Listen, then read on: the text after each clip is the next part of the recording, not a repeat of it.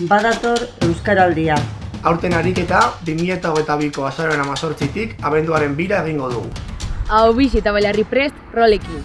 Ariguneak euskaraz lasai aritzeko guneak izango dira Euskaraldian.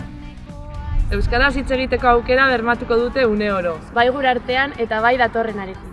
Kideek Ahobizi eta Belarri prest modura jardungo dute. Eta arigunetan egongo dira.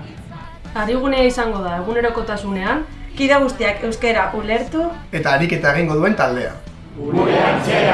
Edo herritarrekiko harreman espazioa. Une oro Belarri prest edo ahobizi bat egonda euskara bermatzen da, gure kasuan bezala.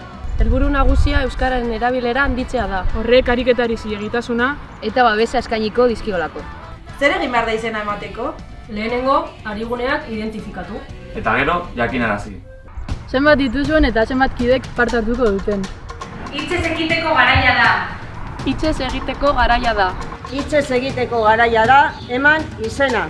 Eman izena. Eman izena!